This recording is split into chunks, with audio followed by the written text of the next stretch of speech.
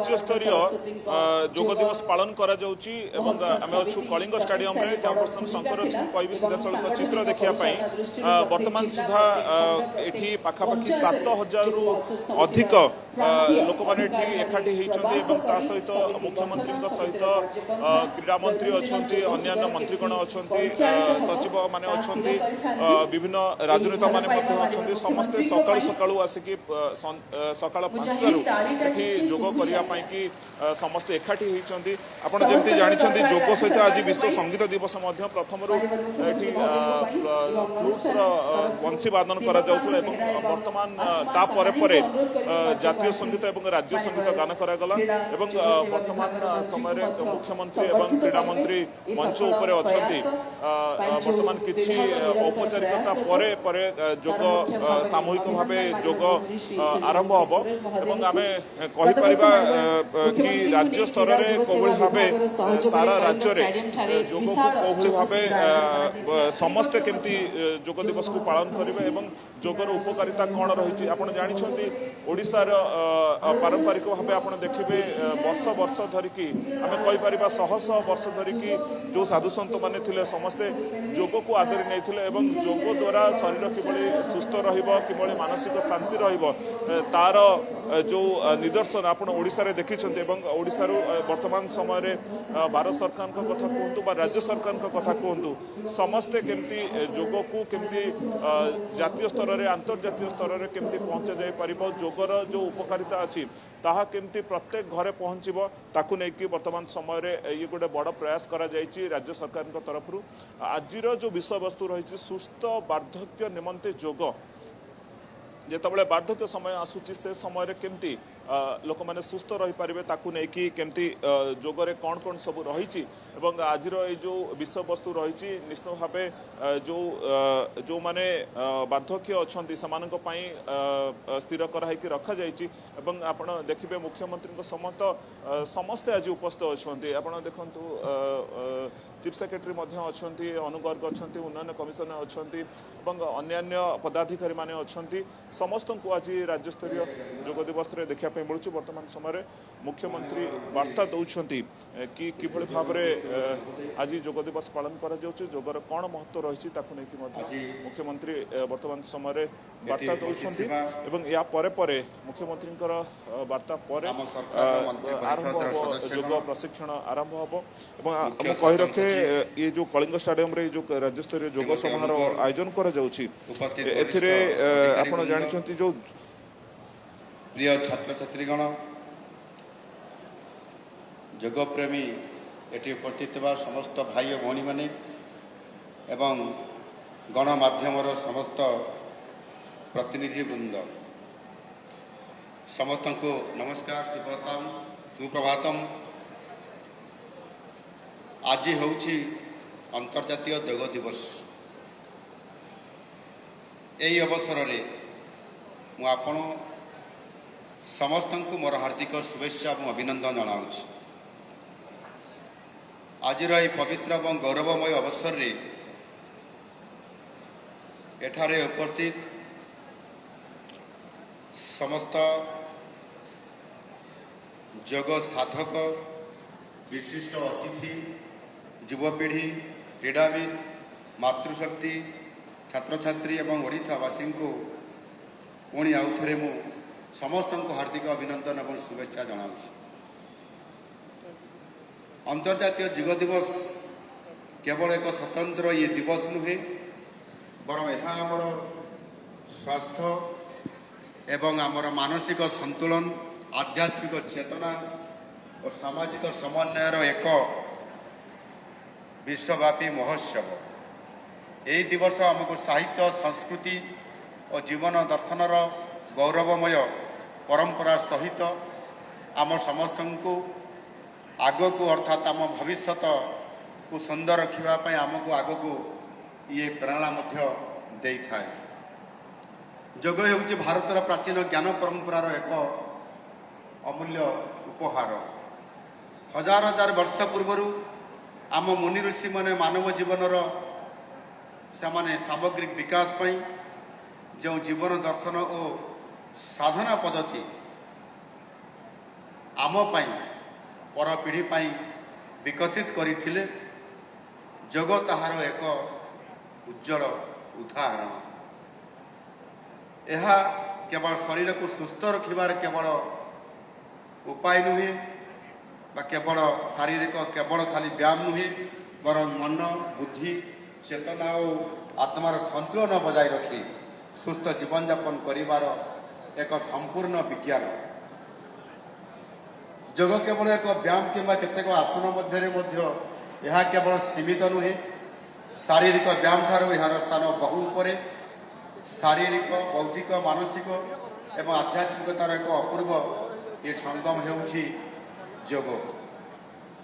भारतीय संस्कृति एवं जोगी परंपरा सृष्टि होइतिले मध्य यह कौन से निर्दिष्ट धर्म सहित केवे भी जोड़ी ही नहीं।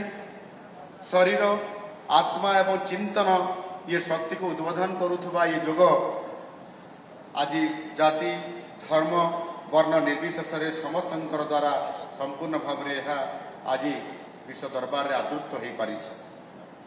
जोग पूर्व मुख्यतः आम देश भितर सीमित होगी रही किंतु यशस्वी प्रधानमंत्री माननीय श्री नरेंद्र मोदी जी 2014 मे मासरे दायित्व ग्रहण करिवार मात्र 6 मास मध्य जोग को सारा विश्व में परिचित कराया से सर्वप्रथमे मिलित जातिसंघ प्रस्ताव रखिथिले।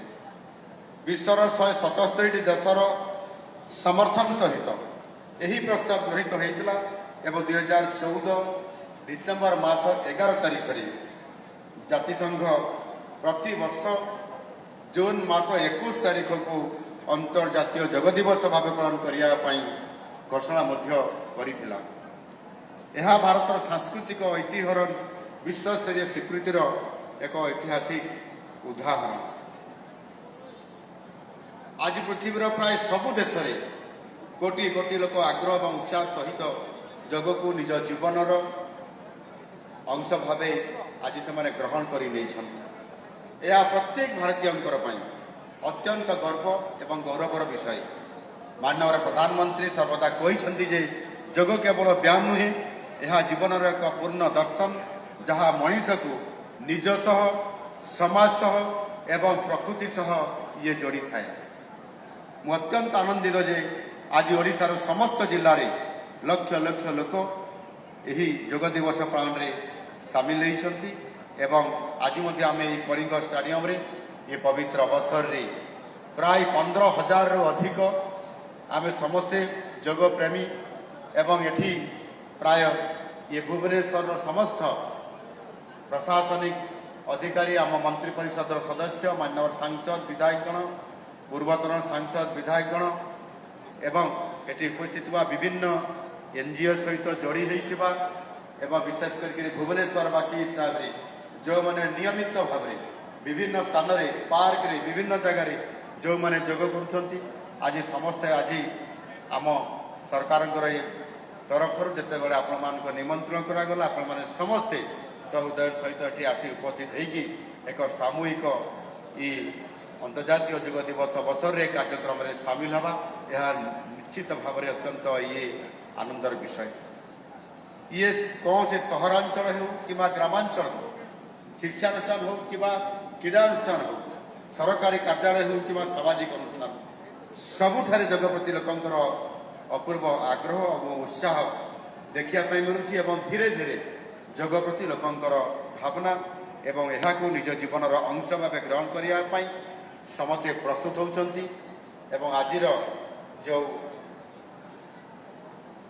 समस्या बहुल तथा आमे जेभली भाव में एक व्यस्तमय जीवन यापन भितर निज शरीर को उपेक्षा करवा अवहेला करवा एवं आमे रोग को निमंत्रण करवा भली अनेक जो गोटे सिस्टम लेके जाऊँगी ताहा आमको प्रतिष्ठ करदे रोग भीतर को आमको टाणी नहीं जाऊँगी। अवसर रे आमे समस्ते अपूर्व आग्रह और उत्साह सहित आपण आज ये जोगरे जोगदेवा एवं ये कार्यक्रम सामिल होगा सहित नियमितता भाव में बजाय रखा ये काम को आम समस्ते करवा उचित। ये गण अंशग्रहण आम समाज में स्वास्थ्य चेतनार वृद्धि सकारात्मक जीवन शैली प्रति बढ़ुवा आकर्षण ସୁସ୍ଥ ଜୀବନଯାପନ ପ୍ରତି ଆମ ସରକାରଙ୍କର ଆଗ୍ରହକୁ ଇଏ ପ୍ରମାଣିତ କରୁଛି। ଚଳିତ ବର୍ଷର ଅନ୍ତର୍ଜାତୀୟ ଯୋଗ ଦିବସର ଥିମ୍ ହେଉଛି ଯୋଗ ଫର୍ ହେଲ୍ଦି ଏଜିଂ ବା ନିରୋଗ ଓ ସୁସ୍ଥ ଜୀବନ ପାଇଁ ଯୋଗ। ଆମର ପବିତ୍ର ଗ୍ରନ୍ଥ ଭାଗବତରେ ଲେଖା ଅଛି, ମର୍ତ୍ତ ମଣ୍ଡଳୀ ଦେହ ବହି ଦେବତା ହେଲେ ବି ମରେଇ। ତେଣୁ ଯେକୌଣସି ପ୍ରାଣୀ ଜନ୍ମ ହେଲେ ତାର ମୃତ୍ୟୁ ତ ସୁନିଶ୍ଚିତ ଅଛି, କିନ୍ତୁ ଜନ୍ମ ଓ ମୃତ୍ୟୁର ସନ୍ଧିକ୍ଷଣ ହେଉଛି ଯେଉଁ ସମୟ ଆମ ପାଖରେ ଅଛି ତାହା ହେଉଛି ଆମର ଜୀବନ। ତା ସହିତ ବୟସ ବଢ଼ିବା ସଙ୍ଗେ ସଙ୍ଗେ ଶରୀର ଦୁର୍ବଳ ହେବା ଏବଂ ରୋଗଗ୍ରସ୍ତ ହେବା ଏବଂ ରୋଗର ଆଶଙ୍କା ମଧ୍ୟ ବୃଦ୍ଧି ହେବା ଇଏ ଗୋଟିଏ ସ୍ୱାଭାବିକ ପ୍ରକ୍ରିୟା।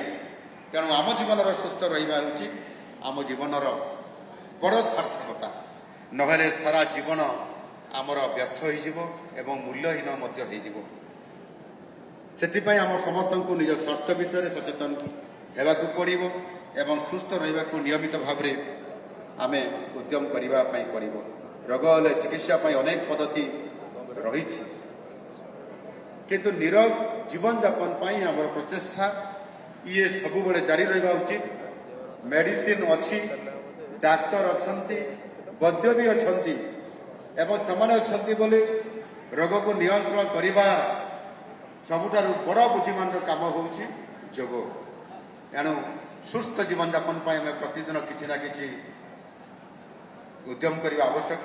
ଏଥିପାଇଁ ଯୋଗ, ଧ୍ୟାନ, ପ୍ରାଣାୟାମ, ଆୟୁର୍ବେଦର ମହତ୍ତ୍ୱପୂର୍ଣ୍ଣ ଭୂମିକା ରହିଛି।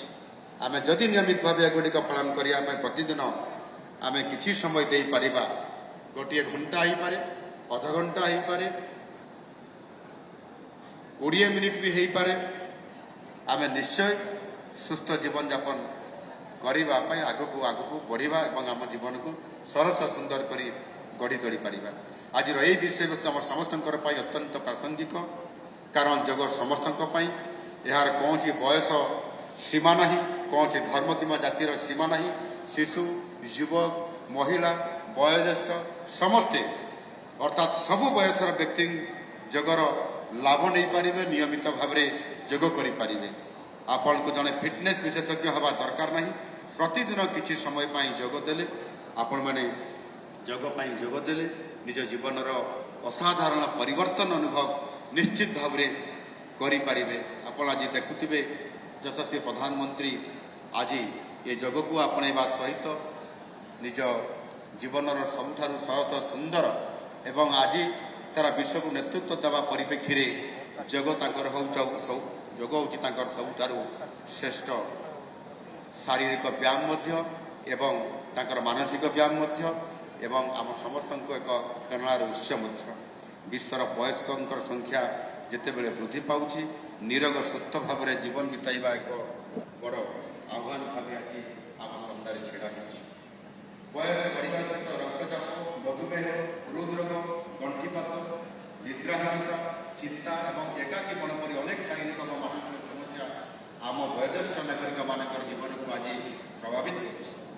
ତେବେ ଯୋଗ ଏହି ସମସ୍ତ ସମସ୍ୟାର ଏକ ସ୍ୱାଭାବିକ ଏବଂ ପ୍ରଭାବଶାଳୀ ସମାଧାନ ପ୍ରଦାନ କରିବାରେ ନିଶ୍ଚିତ ଭାବରେ ଇଏ ସହାୟକ ହେଉଛି।